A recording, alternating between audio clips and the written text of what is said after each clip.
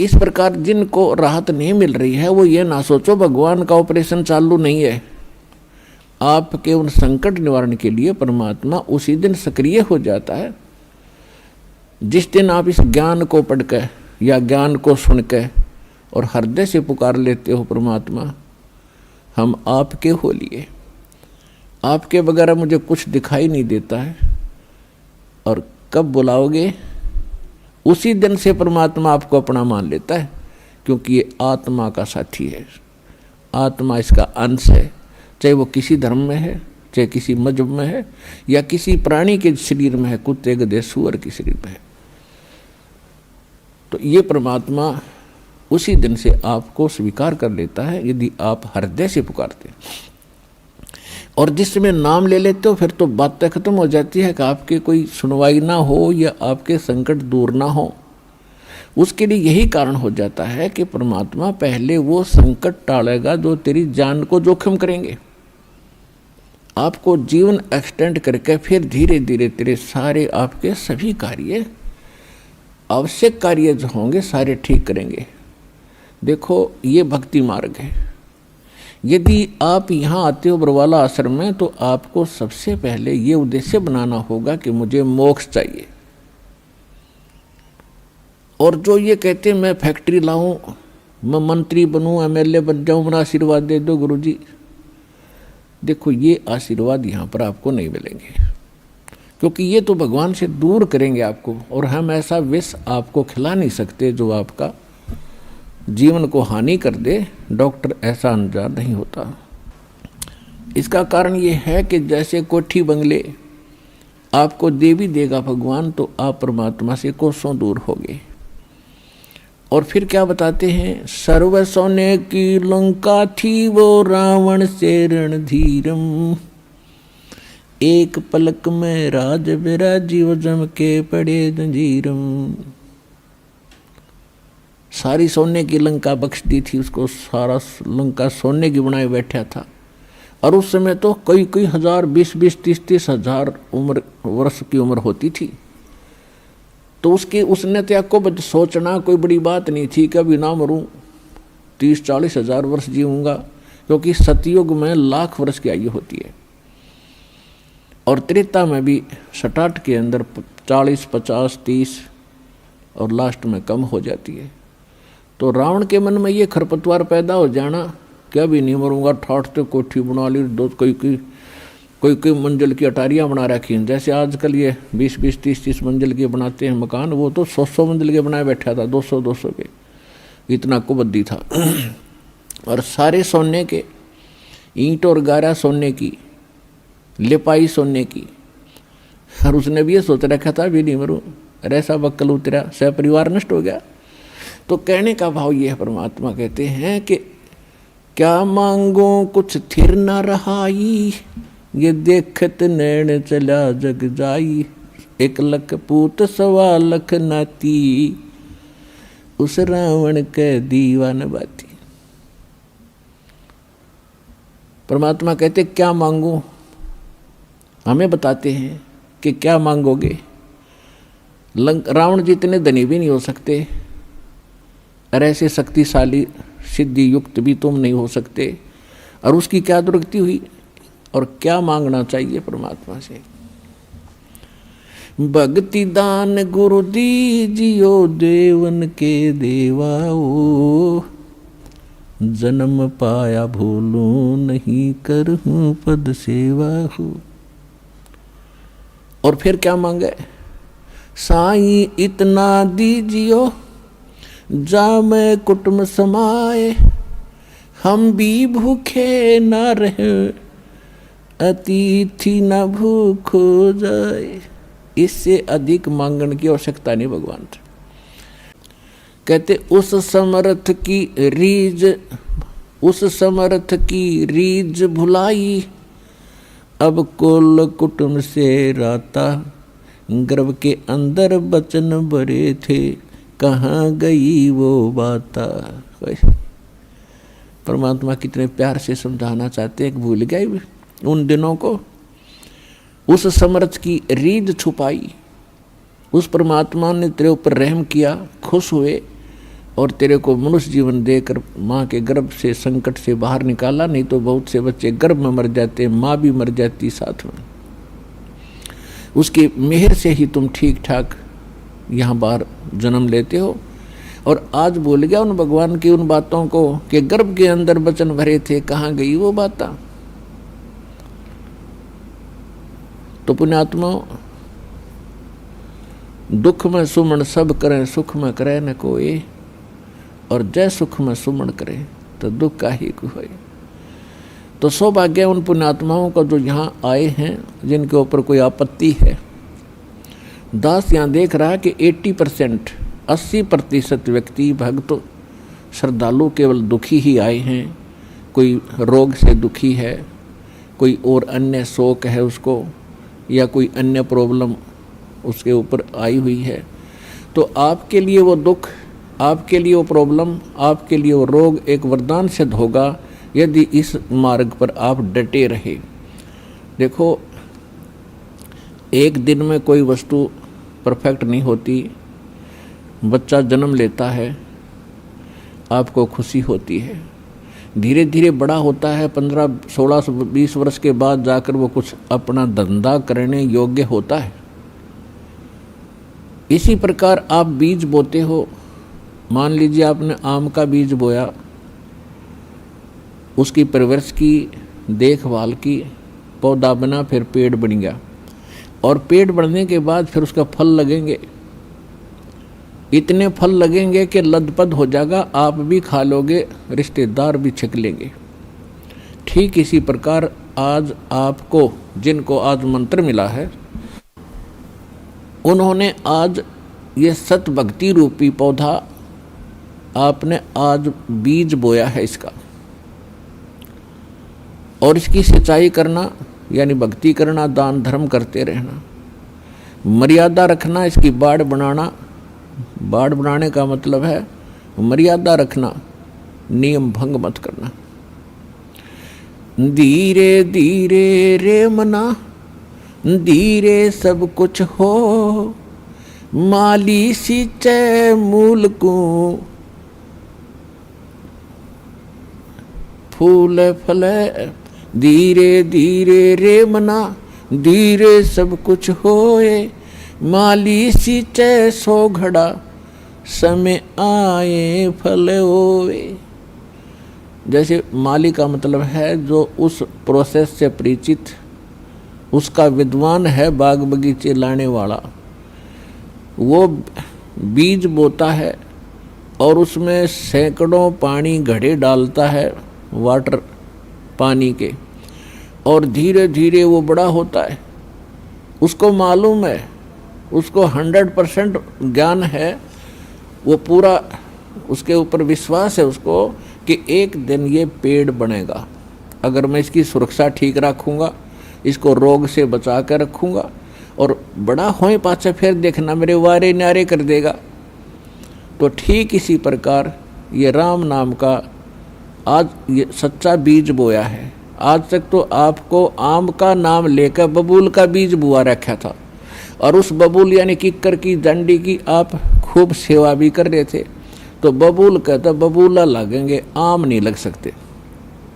भक्ति भी करते थे, ऋषि महर्षि भक्ति खूब करी, जीवन गाल दिए, अब राज भी त्याग के भगवान के लिए जंगल में जा बैठे।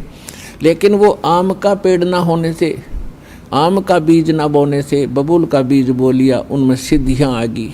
आन उपासना करते रहे, पूर्ण परमात्मा की भक्ति ना करके काल भगवान ब्रह्म या ब्रह्मा विष्णु महेश तक की भक्ति करके उन्होंने बबूल का बीज बो के बबूल ही प्राप्त किया।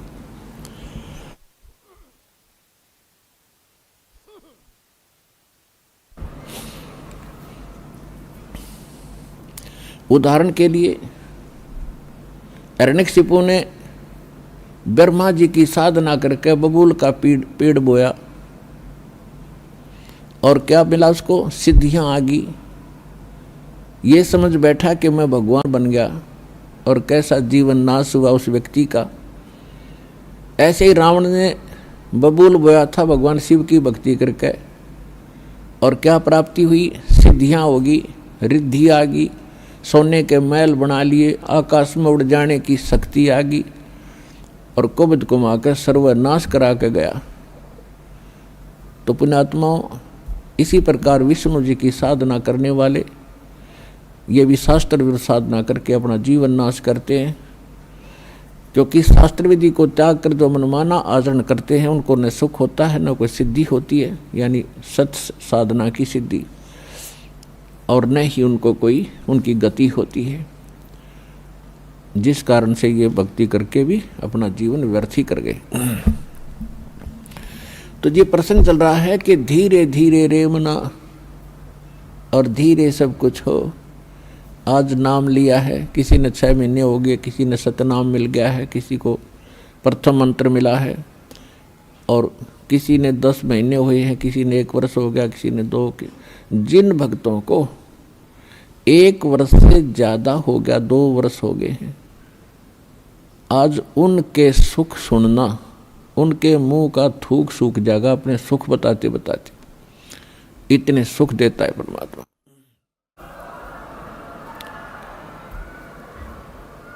और कुछ अनजान कहते हैं जी मैं 4 बार आ लिया, गणिया कोई लाभ सा विशेष नहीं हुआ। ये उसके लिए प्रार्थना है कि धीरे धीरे रे मना, धीरे सब कुछ हो, माली सींचे 100 गड़ा समय आए फलो। और दूसरा कारण ये होता है, सतगुरु के दरबार में भाई कमी कहे की ना, अनसा मौज नहीं पावता है तेरी चूक चाकरी। इस सच्चे दरबार में किसी चीज की कमी नहीं है। यदि आपको कोई राहत परमात्मा से नहीं मिल पा रही है तो आपका कनेक्शन ठीक नहीं है। अपन आत्माओं, जैसे एक मेन लाइन आई है बिजली के तारों की, और वहाँ से पूरी कॉलोनी को कनेक्शन मिला हुआ है, और किसी एक व्यक्ति का पंखा नहीं चल रहा या मोटर नहीं चल रही या कोई भी आइटम नहीं चल रहा, तो उसका कोई और कारण हो सकता है। या तो पंखा खराब हो सकता है या मोटर खराब हो सकती है, उसको चेक कराओ। और सारा ही व्यवस्था नहीं चल रही कोई भी, तो आपका कनेक्शन ठीक नहीं है। तो यहाँ एक बहुत बड़ी हम गलती करते हैं कि मर्यादा ना रख के भगवान का हम आशीर्वाद प्राप्त नहीं कर पाते, जिस कारण से आप जी का वो कनेक्शन कट जाता है। कहते परमात्मा कहते औखद खावे और पत्थर है, औखद खावे और पत्थर रखे और तब पावे मोक्ष। जैसे दवाई लेते हैं, औषधि लेते हैं, तो उसके साथ कुछ परहेज भी होते हैं। तो इस मार्ग में परहेज कंपलसरी है परमात्मा के इस मार्ग में। और परहेज वही हैं जो हमने वैसे ही ना करने चाहिए। बीड़ी, शराब, मांस, तम्बाकू, अन्य देवताओं की पूजा, ये तो वैसे ना करनी चाहिए। बताओ और परहेज क्या है? तो इस करके ये तो अवश्य रखने ही पड़ेंगे यदि आपने भगवान से लाभ लेना है और मोक्ष प्राप्ति करनी है। तो कहने का भाव ये है कि नाम जिन्होंने ले लिया, धीरे धीरे सब काम होंगे। थोड़ा समय दो दाता को, इतने उतावले ना हो। जैसे एक कहता है जी मैंने नाम लिया, मेरा सारे सुख हो गए, तो इसके। और दूसरा कहता है जी मैं 4 बार आ चुका हूँ, अभी तक विशेष राहत मिली नहीं है। पुण्यात्माओं, ये परमात्मा का मार्ग है, इसके लिए आपने ये ध्यान रखनी पड़ेंगी जो बातें दास बता रहा है। अब जैसे किसी का कोई रोगी है और उसको एक्सीडेंट हो गया किसी का, और उससे ब्लड निकल रहा है, रक्त, और उधर से टांग टूट गई, उस पीड़ा भी बहुत घनी हो रही है, तो डॉक्टर सबसे पहले उस स्थान को ऑपरेशन या किसी कारण से ठीक करेगा जहाँ से ब्लड निकल रहा है। अगर उसका ब्लड निकल गया तो नाश मृत्यु हो जाएगी, और वो उस तरफ ध्यान नहीं देगा कि टांग टूट रही है और ये रो रहा है, चिल्ला रहा है कि मुझे पीड़ा है। डॉक्टर इलाज भी कर रहा है और वो ये सोच रहा है कि डॉक्टर का ध्यान को नहीं, मैं मर गया, मेरी तो टांग टूट गई। लेकिन डॉक्टर पागल नहीं है, डॉक्टर पहले देख रहा है कि ये करना आवश्यक है, ये टांग तो बाद में जुड़ जाएगी, इस तरह मरा नहीं गा ये। तो इसी प्रकार आपके जिन्होंने दीक्षा ले ली है और जिनके ऊपर कोई ऐसी आपदा आनी है कि आपकी मृत्यु होनी हो, तो पहले परमात्मा उस मृत्यु को रोकेगा, बाकी संसारिक सुख तो फिर आपका ढेर लगा देगा, आपका जीवन एक्सटेंड हो गया था। तो इस बात को आप ध्यान रखना, यह कोई बालकों का लेख नहीं है और इतने एक मनुष्य जीवन का मिलना हंसी खेल नहीं है, एक सांस भी मनुष्य जीवन की मिलना आपको बालकों का खेल नहीं है। और ये आपको 100-150 वर्ष एक्सटेंड कर देता ये परमपिता, ये पूर्ण परमात्मा है।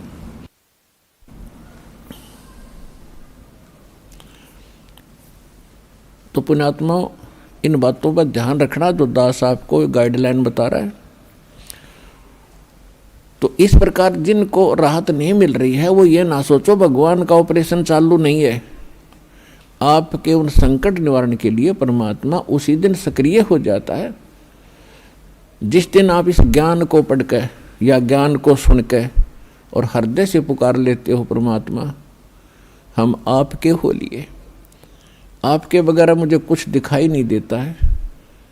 और कब बुलाओगे उसी दिन से परमात्मा आपको अपना मान लेता है, क्योंकि ये आत्मा का साथी है, आत्मा इसका अंश है, चाहे वो किसी धर्म में है, चाहे किसी मजहब में है, या किसी प्राणी के शरीर में है, कुत्ते गधे सूअर के शरीर में है।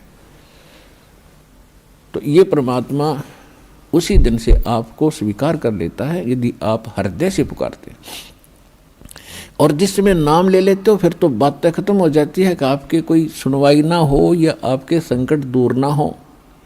उसके लिए यही कारण हो जाता है कि परमात्मा पहले वो संकट टालेगा जो तेरी जान को जोखिम करेंगे, आपको जीवन एक्सटेंड करके फिर धीरे धीरे तेरे सारे आपके सभी कार्य, आवश्यक कार्य जो होंगे सारे ठीक करेंगे।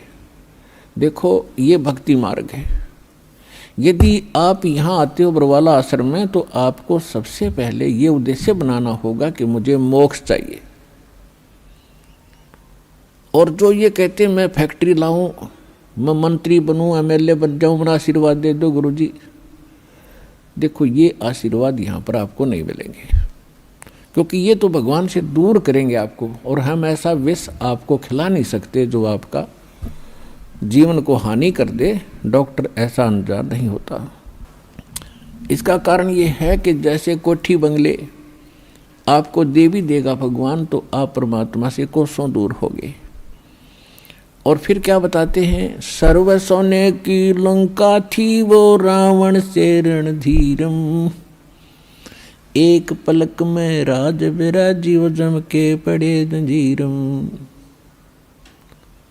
सारी सोने की लंका बख्श दी थी उसको, सारा लंका सोने की बनाए बैठा था। और उस समय तो कई कई हजार, 20-20, 30-30 हजार वर्ष की उम्र होती थी। तो उसने त्याग को सोचना कोई बड़ी बात नहीं थी कि अभी ना मरूं, 30-40 हजार वर्ष जीऊंगा, क्योंकि सतयुग में लाख वर्ष की आयु होती है और त्रेता में भी 67 के अंदर 40, 50, 30 और लास्ट में कम हो जाती है। तो रावण के मन में ये खरपतवार पैदा हो जाना क्या भी नहीं मरूंगा, ठाठ तो कोठी बना ली, दो कोई मंजिल की अटारियाँ बना रखी हैं। जैसे आजकल ये 20-20, 30-30 मंजिल के बनाते हैं मकान, वो तो 100 मंजिल के बनाए बैठा था, 200 के, इतना कुबद्दी था। और सारे सोने के, ईंट और गारा सोने की, लिपाई सोने की। और उसने भी ये सोच रखा था भी नहीं मरूं, ऐसा बक्कल उतरा, सह परिवार नष्ट हो गया। तो कहने का भाव ये है, परमात्मा कहते हैं कि क्या मांगो कुछ थिर न रहाई, ये देखत नैन चला जग जाई, 1 लख पूत 1.25 लाख नाती, उस रावण के दीवान बाती। परमात्मा कहते क्या मांगो, हमें बताते हैं कि क्या मांगोगे। रावण जितने धनी भी नहीं हो सकते और ऐसे शक्तिशाली सिद्धि युक्त भी तुम नहीं हो सकते। और उसकी क्या दुर्गति हुई और क्या मांगना चाहिए परमात्मा से। भक्ति दान गुरु दीजियो देवन के देवाओ, जन्म पाया भूलूं नहीं, करहूं पद सेवा हो।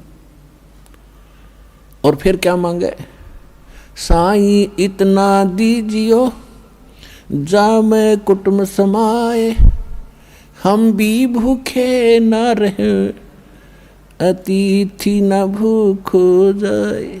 इससे अधिक मांगने की आवश्यकता नहीं भगवान से।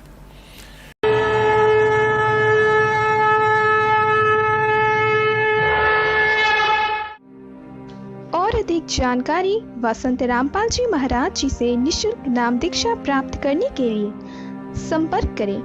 हमारे संपर्क सूत्र हैं 8222880541, 8222880542। आप नीचे स्क्रीन पर दिए गए हमारे अन्य नंबरों पर भी संपर्क कर सकते हैं। विजिट करें हमारी वेबसाइट पर। हमारी वेबसाइट है www.jagatgururampalji.org। इस वीडियो के बारे में अपनी राय नीचे कमेंट सेक्शन में हमें बताएं और अपने दोस्तों के साथ ये वीडियो शेयर करना ना भूलें।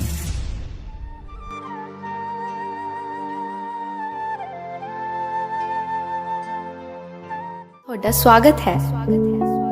ਇਸ ਚੈਨਲ ਨੂੰ ਸਬਸਕ੍ਰਾਈਬ ਕਰੋ ਤੇ ਇਸ ਚੈਨਲ ਤੇ ਅਸੀਂ ਪੋਜ਼ਿਟਿਵ, ਸਪਿਰਿਚੁਅਲ ਤੇ ਰੂਹ ਨੂੰ ਸਕੂਨ ਦੇਣ ਵਾਲੀਆਂ ਵੀਡੀਓਜ਼ ਅਪਲੋਡ ਕਰਾਂਗੇ।